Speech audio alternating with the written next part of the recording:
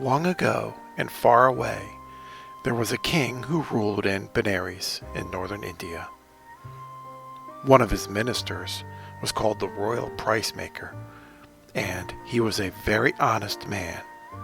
His job was to set a fair price for anything the king wanted to buy or sell. On some occasions, the king did not like his price making. He did not get as big a profit as he wanted. He did not want to pay so much when he bought or sell for what he thought was not enough. So he decided to change the price maker. One day he saw a nice-looking young man and he thought, "This fellow will be good for my price-making position." So he dismissed his former honest price maker and appointed this man to be the new price maker. The man thought, "I must make the king happy by buying at very low prices and selling at very high prices." So he made the prices ridiculous without caring at all what anything was worth. This gained the greedy king a lot of money and made him very happy. Meanwhile, all the others who dealt with the new price maker, including the king's other ministers and ordinary people, became very unhappy. Then, one day, a horse merchant arrived in Benares with 500 horses to sell. There were stallions, mares, and colts.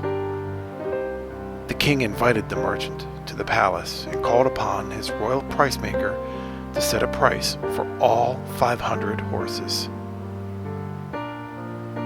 Thinking only of pleasing the king, he said, "The entire herd of horses is worth 1 cup of rice." So the king ordered that 1 cup of rice be paid to the horse dealer, and all the horses were taken to the royal stables. Of course, the merchant was very upset, but he could do nothing at the moment. Later, he heard about the former price maker, who had a reputation for being very fair and honest. So he approached him and told him what had happened. He wanted to hear his opinion. In order to get a proper price from the king, the former price maker said, "If you do as I say, the king will be convinced of the true value of the horses.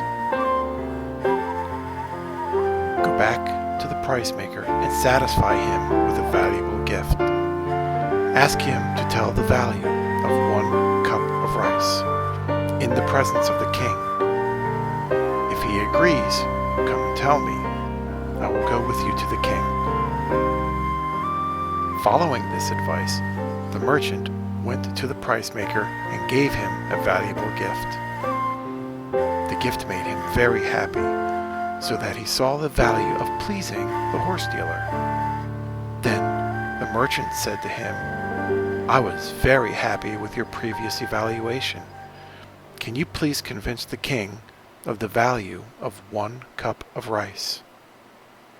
The foolish price maker said, "Why not? I will explain the worth of 1 cup of rice, even the presence of the king." So the price maker thought the horse dealer was satisfied with his cup of rice. He arranged for another meeting with the king as the merchant was departing for his own country. The merchant reported back to the old price maker, and they went together to see the king. All the king's ministers and his full court were in the royal meeting hall.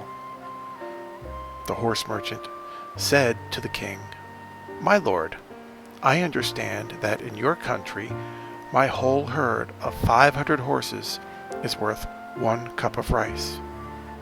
Before I leave home, I want to know the value of 1 cup of rice in your country." The king turned to his loyal price maker and said, "What is the value of 1 cup of rice?" The foolish price maker, in order to please the king, had previously priced the herd of horses at 1 cup of rice.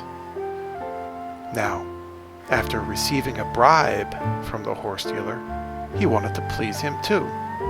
So he replied to the king in his most dignified manner, "Your worship, 1 cup of rice is worth the city of Benares, including even your own harem, as well as all the suburbs of the city. In other words, it is worth the whole kingdom of Benares."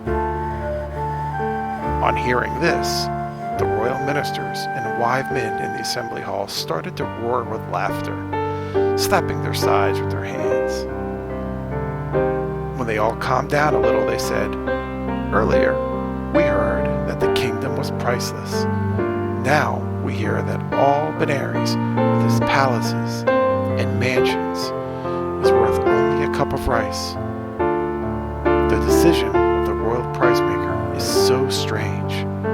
Where did your highness find such a man? He is only good for pleasing a king such as you, not for making fair prices for a merchant who sells his horses from country to country." Hearing the laughter of his whole court and the words of his ministers and advisors, the king was ashamed. So he brought back his former price maker to his official position. He agreed to a new fair price for the herd of horses, as set by the honest price maker. Having learned a lesson, the king and his kingdom lived justly and prospered. And the moral of this story is, a fool in high offices